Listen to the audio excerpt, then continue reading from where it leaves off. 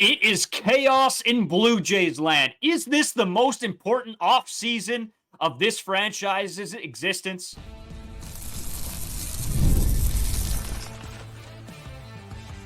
You are Locked On Blue Jays, your daily Toronto Blue Jays podcast.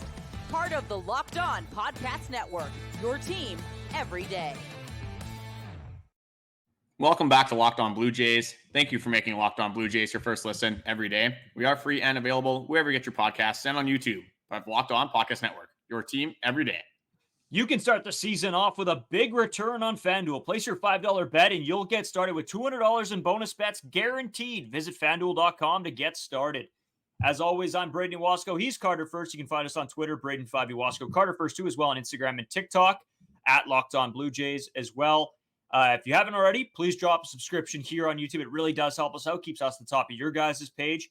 We do have a new shop available. We got some cool designs and some shirts. We got sweaters. We got pretty much everything under the sun. We got a logo. We got some cool ideas and even more to come in this offseason heading into 2025.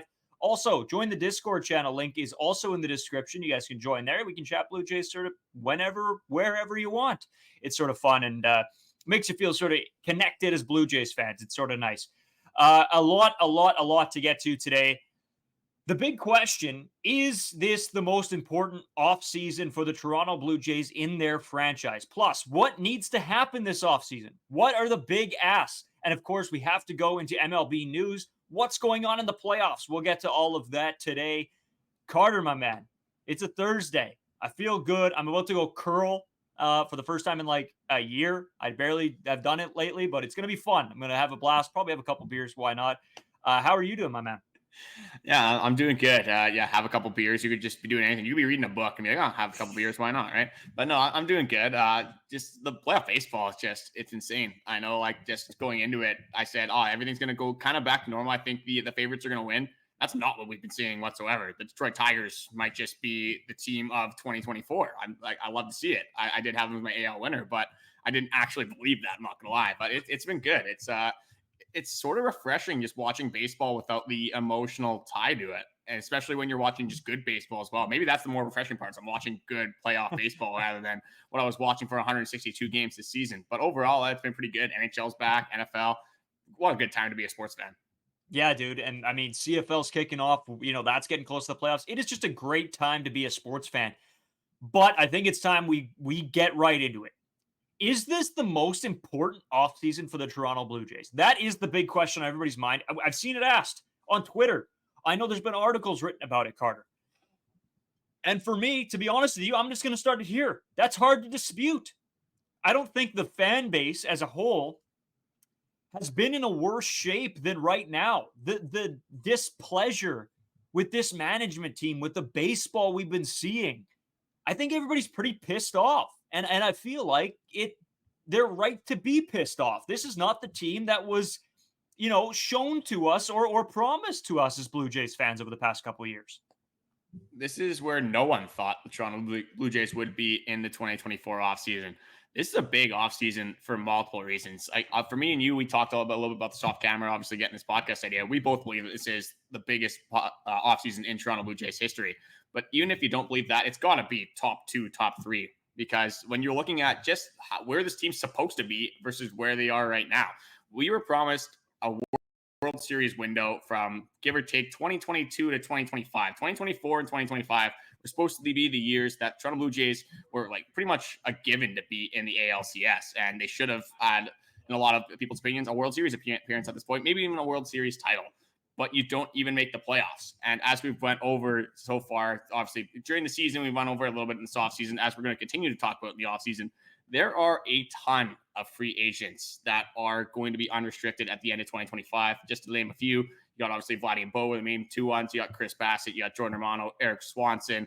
There's so many players on this baseball team that are going to have to be re-signed, and they're going to have to be paid a pretty good buck in the free agency market. So they're not going to retain a lot of these players. This team is going to be switched up, I think, immensely at the end of 2025. So that's the first thing right there, is you were promised so much success. And this is kind of the last year. This is the end of your window of that success, and you haven't won a playoff game. So what the front office promised us, what we've seen from Ross Atkins, is all this guy is saying is that we want to run it back, we want to retool, and we want to build around Vladdy and Bo.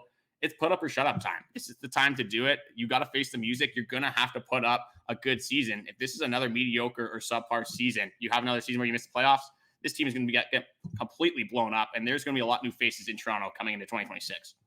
It's scary to think about, right? I remember when we were, coming up through high school, Carter, together, and I remember having these conversations of, wow, just think in a couple years, this team should be competing for World Series. And, fast forward 6 years, and here we are out of the playoff race. It might as well be 2018 right now because I think the little hope that there is in the fan base. And I hate to always bring it back to the fans, but sometimes it feels like the fans know better. And I don't think any organization wants that to be the case. I look at the Winnipeg Jets, Carter, right? Everybody sort of had the same thought. And then Kevin Cheveldayoff pulls off some of the greatest moves of an NHL GM. And that is what you expect. You expect the guys like Ross Atkins to make moves that put the fans back in their place, that tells them, you're the fans, I'm the GM, and this is how it works. But we haven't seen that at all. The displeasure among fans is just horrendous right now. And I'm not blaming the fans. I'm blaming the people that make these decisions and should be putting this baseball team into a position to succeed. And I don't want to be, the guy being upset all the time either. And I'm not. I am trying to be hopeful. But you're right. This is put up or shut up time. And it's time to see what everybody can do. Even for Vlad and Bo and everybody on the team. It's time to, okay, you've had seasons where you've been able to work out the kinks and figure things out. You've had those down years. Now it's time. This is the year. Put it all together and see what you can accomplish. And this will prove to the fans, to the GM, what has to be done moving forward. And that's exactly where the Toronto Blue Jays are at. You made a good point there, is that there's going to be a lot of free agents at the end of 2025, which is obviously very important for the Toronto Blue Jays. But it's also very important for a lot of these players on the Toronto Blue Jays, especially when you're looking at a guy like Bo Bichette, when you're looking at a guy like Jordan Romano, some of these guys that were injured these last few seasons. And again, probably a little bit too much doubt cast on this from the Toronto Blue Jays fans. Some people are kind of forgetting that how good these players once were. So if you have another year that you're not necessarily playing up to your par and you're going into a contract year, you're going to be in like a Cody Bellinger situation. You're going to be in the Matt Chapman situation, as we saw earlier this season, where you have to sign this little bit of a bridge deal. And that's not something that a lot of these players are going to be open to. If you're playing in the MLB, when you're going through arbitration, you're not really getting the money that you want right away. When you hit the free agency, when you hit the open market, that's when you want to get your bag. So you have a lot of these players that are going to have career years just for them personal and for the Toronto Blue Jays organization. If they want to get paid in the future, if it's from the Toronto Blue Jays or from a different organization entirely, they're going to have to play a good caliber of baseball if they want to get paid the way they think they should be played. But with you kind of said that the Toronto Blue Jays fans, you're talking about them. I think just patience is just gone. And it's totally fair. Like you said, it's like we were promised so much and we don't even have one playoff win. The way I would kind of compare the Toronto Blue Jays fan base to, it's like a volcano that's almost about to erupt. It hasn't quite gotten there, but it's not dormant anymore. It's definitely, it's active. It's an active volcano in Toronto Blue Jays land. And this thing's about to erupt if this thing doesn't go too well in 2025. But the second reason that we both kind of agreed that this is a major offseason and the most important one in Toronto Blue Jays history is, like I kind of said before, and let's start this podcast. When has there been a time throughout Toronto Blue Jays history where you have had two superstar players under the age of 26 years old that have been all-stars, that have been at the top of their leagues? When has there been an opportunity for you to sign two players in the same season to that big of a caliber? It just hasn't happened in the Toronto Blue Jays. Like, you've had big signings throughout this organization, Delgado, Jose Bautista, obviously some good moves as well. You bring Josh Donaldson in. A lot of these are trade pieces. When you go to a free agency perspective, Vladimir Guerrero Jr. and Bo Bichette don't even match up to any of the free agents that had the ability to sign ever throughout history. So it's going to be a very interesting offseason. And unfortunately, it's Ross Atkins that is where our fate is lying. Well, and this is sort of my issue here. I get organizations only want to spend so much money, right? But at the end of the day, with your job on the line to provide, for one, a great baseball team to your fans and to your company, second of all, to provide butts in seats, to provide entertainment. You have two guys in the league that bring some of the most exciting baseball to the game in Vladimir Guerrero Jr. and Bo Bichette. when they're hot, and we've seen them at when they're hot. They drive the media, right? We've seen the posts about Vladimir Guerrero Jr. You have the opportunity to sign those two in the same offseason, lock them down, make sure that they know that they are valued pieces to this organization, to go into a year where it is make or break for your job for Ross Atkins. And that deal hasn't been done yet. It blows my mind, Carter. I think that those deals should have been done as soon as the Blue Jays offseason started. Those deals should have been on the table and signed, because there is no way that you're going to allow those two guys to walk out of the door. And I don't think for 1 second any Blue Jays fan would rather see Bo and Vlad walk and go pick up some random guys off wherever. You want those two guys to be a piece of this Toronto Blue Jays team. And they are the guys that are going to bring a World Series here, if anybody has a chance to. Those are the two players that you've had in your organization for a very long time. Since the early 2020s, 2018 for Bo Bichette. They've been in your system for long enough that at this point you should know the caliber of baseball player they are, you think, right? You're spending every single day with these players. You've seen them from when they've been 20 years old all the way to 25, 26 years old. They've been through every level of the system. What more do you need to see from these guys? You should have at least some sort of realm of how good of a baseball player these guys are. And you can compare them from stats throughout their history from this last season. Again, like things can change in the season, but overall, like when we're looking at Vladimir Guerrero Jr., going into next season, like this guy's floor now is what, 30 million is pretty much where we're at right now. If he has a good season, is it really going to go up or down that much? Unless he has a 2021 season, maybe. But if he has a season similar to this one, it's probably going to go up slightly. But at this point, it's kind of, for me, they've established what kind of baseball players they are already. I'm not sure what this waiting game is going to prove in the long run. Anyway, what are they trying to gain from waiting to sign these players? It just doesn't really make a whole lot of sense to me. But I got one more question for you before we do head into the segment break. There's going to be a lot of pressure going on this season. Obviously, there's a lot of spotlights on a lot of different facets of this baseball team. Where do you have most of the pressure going? Where's your main spotlight headed? Is it on the front office? Is it Ross Atkins? Is it John Schneider? Or is it on some of these players that kind of have to put up or shut up, especially with some of these players coming off of years that they didn't necessarily expect? Obviously, Bo Bichette, George Springer. You could throw some other guys in there as well. But overall, where's the pressure line?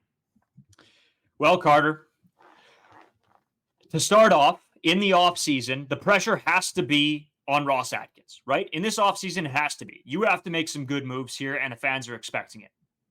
But as soon as that season starts, Carter, the pressure's on the players. And we'll see. Is it in fact true that pressure makes diamonds? We'll have to take a look. I thought pressure was something you only put in your tires. All right. But yes, no, it's got to be on the players, dude. It has to be. They have to be the ones that take accountability, and they all have to play well. If you play good baseball, you win baseball games. At the end of the day, that's about it. You play up to your abilities and you see what happens. That's all you can do. This past season, we didn't see that. So at the end of the day, if the players want to win, we'll see how much they want to win. That's it. Yeah, we'll be able to kind of tell at the end of this free agency if Ross Atkins did enough, at least on paper, to set up this team for success. At the end of the day, you're right. It has to be the players. Like, Ross Atkins isn't going out there and putting up stats from the left or right side of the batter's box. Maybe that'll be a conversation later. Do you think Ross Atkins lefty or righty? Again, whatever. But he's not the guy that's actually on the field, obviously. It's the players. It's Bo Bichette. It's Vladdy. It's Kirk. It's whoever they add this free agency. They're going to have to perform at the end of the day. You need your star players to perform. You need your players that you bring in from free agency to perform. You have to perform as a unit. And we haven't really seen that from all facets of the Toronto Blue Jays in a very long time. Maybe you can even say 2015. We haven't really had it firing all cylinders for a while now. But saying that, some things obviously are going to have to go right for the Toronto Blue Jays to have this sort of success. A lot of it's going to be from Ross Atkins, a lot from the players as well. But Braden, you got anything else to add about this pressure-filled season before we head out? Not really. We're going to get into this next segment and talk about what needs to happen in this little amount of time before the season gets underway, and we see what this team is built out of. But before that, I did want to mention to you guys, big announcement here. Tomorrow, the Locked On Blue Jays Awards. Make sure you guys tune in. It is going to be such a fun episode. We have put together some great moments, some great, awards that we're going to hand out. And you guys can come tell us if you agree, disagree. It is just going to be a blast. You can throw it on. It's just, we're just doing this for fun. There's a lot of good moments, there's some serious moments and talking points that will drive some of the conversation. But at the end of the day, we're still a podcast. We still want to have some fun on here. It can't be, dark and gloomy all the time in Blue Jays land. But in saying that, we'll be right back with what needs to happen in this offseason of 2024 into 2025.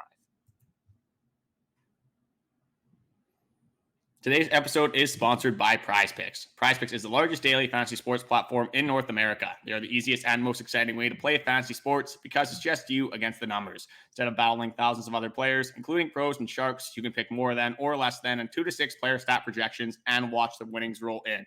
So as we talked about in the first segment of this podcast, there's a lot of sports going on right now. So that means I am making my picks amongst a lot of different leagues. So I got Thursday Night Football. Obviously, I have Jordan Mason on my fantasy team as well. So I got him more than 81.5 rushing yards. Hopefully that can hit for multiple reasons. Kerry Carpenter, I'm a Detroit guy now. I'm going to say it. I love what they're doing.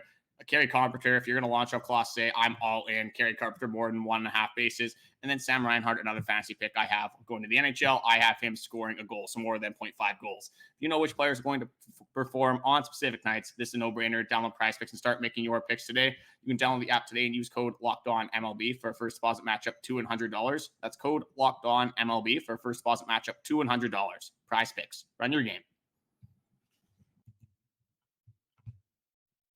Today's episode brought to you by Booking.com. Explore those U.S. cities you've always secretly wanted to learn more about. Maybe it's time to taste test your baseball competition stadium cuisine. Luckily on Booking.com, you can find the stadium stay that's just right for you. With Booking.com's wide variety of choices across the U.S., you can go incognito to all your baseball rivals' cities. Booking.com delivers exactly the right U.S. stay for you. Booking.com can help you book a stay that's close to your home teams or rivals' stadiums. I always talk about Booking.com. We're going to Vegas, February, and we are going to be using Booking.com because it makes everything so much easier. I don't have to be checking 1,000 sites. I can just look at Booking.com and see what they have.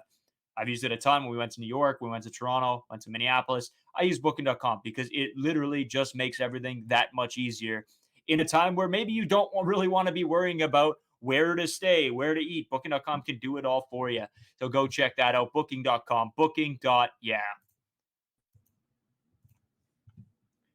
So, Carter, we went over that this is the most important offseason for the Toronto Blue Jays.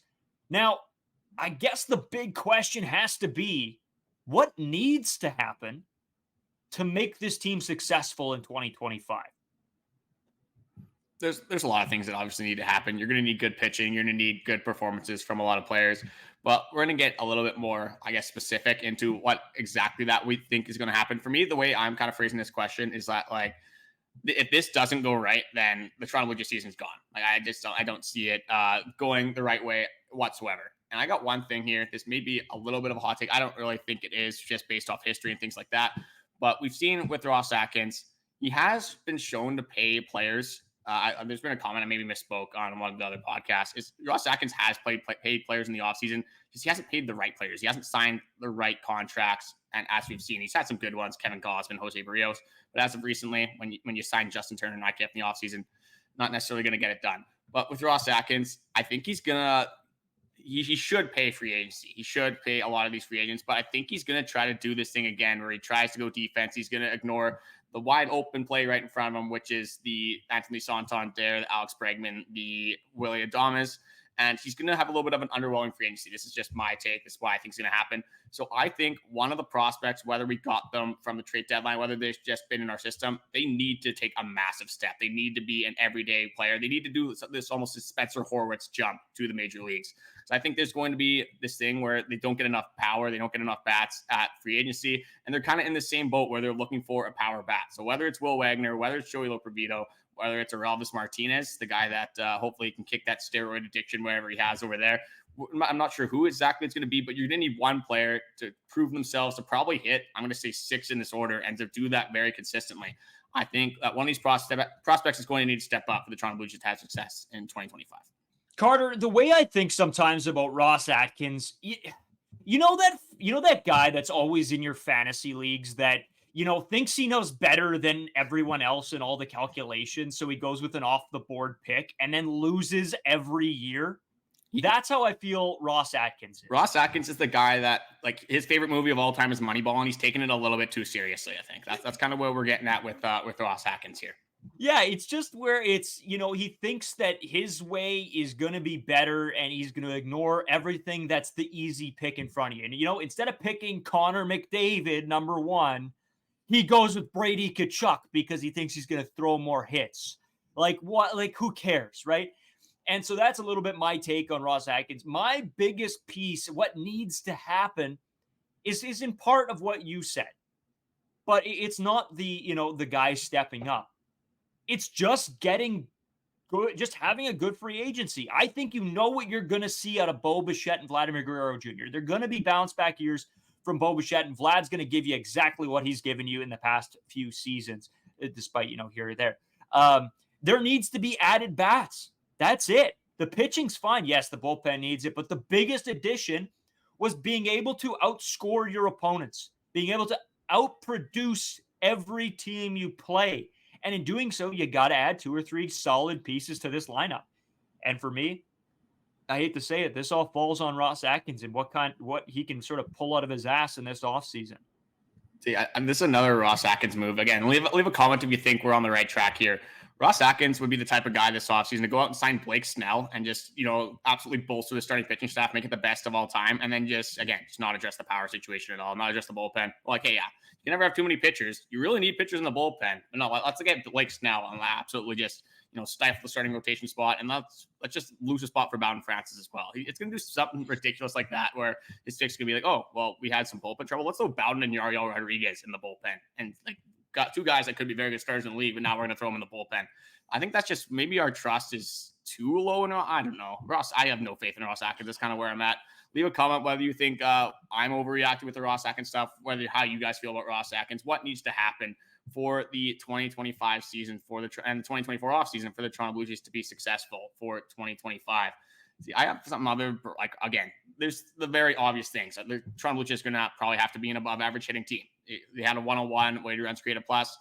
For me, you're probably going to need that closer to 110. Or if you just played the baseball you were playing in the second half of the year, the offense, when you got the prospects up, wasn't that bad. The offense when you had the start of the season, when you had Kevin Kiermaier, Justin Turner, all those guys, one of the worst offenses I have ever seen. So you're going to have to find a happy medium. You're going to have to not be a complete pumpkin on offense for the first half of the season and then be better throughout the second half.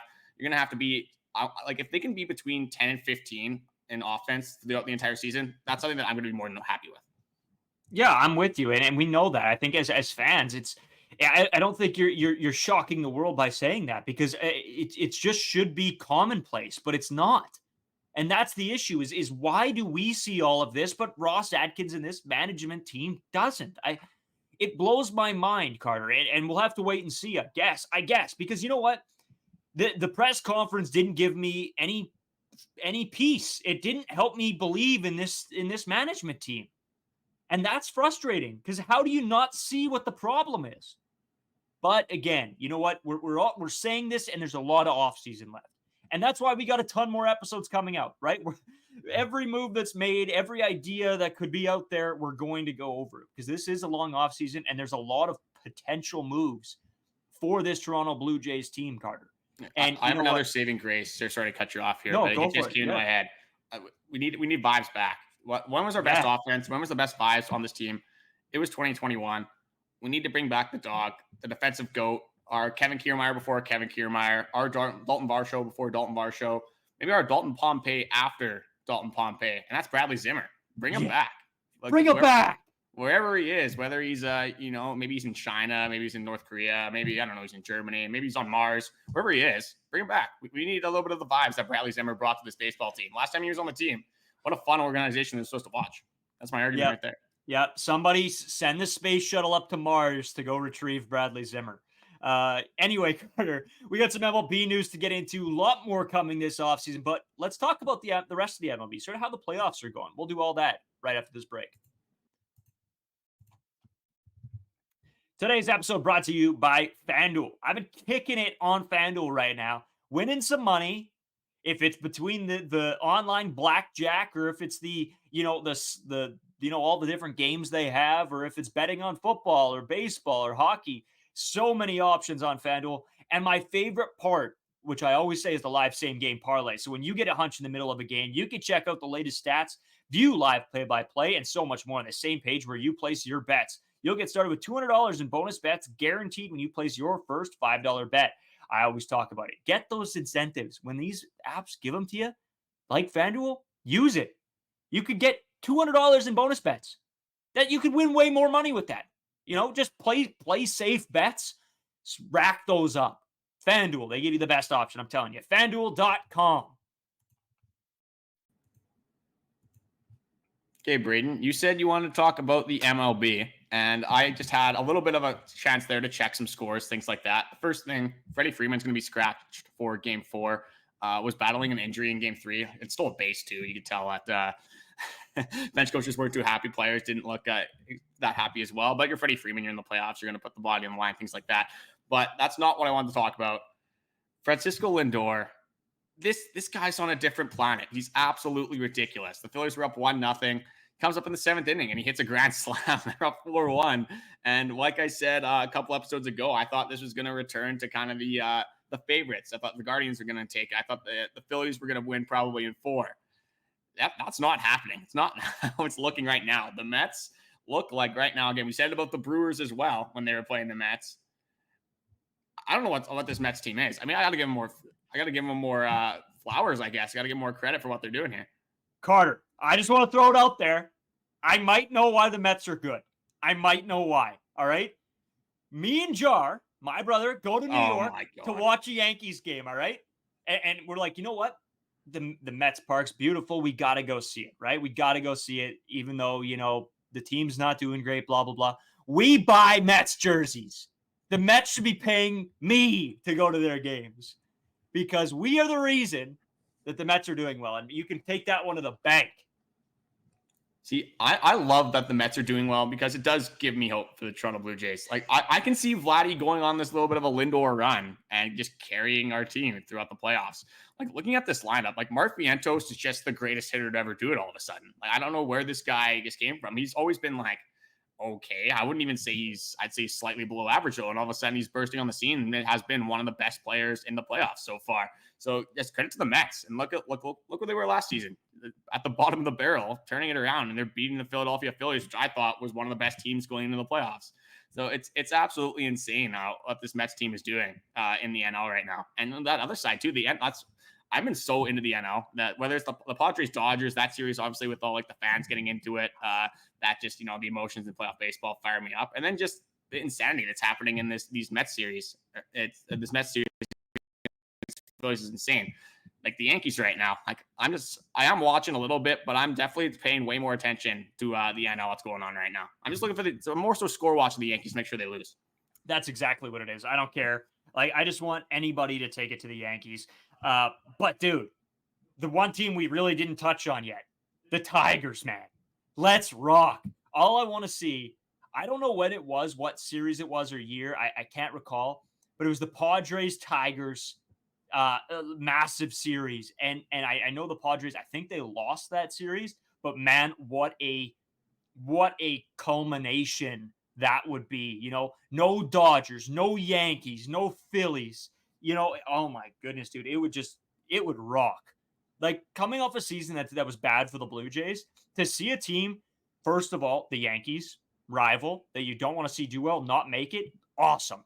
Then the Dodgers, the guy who stole Shohei Ohtani, not make it, awesome.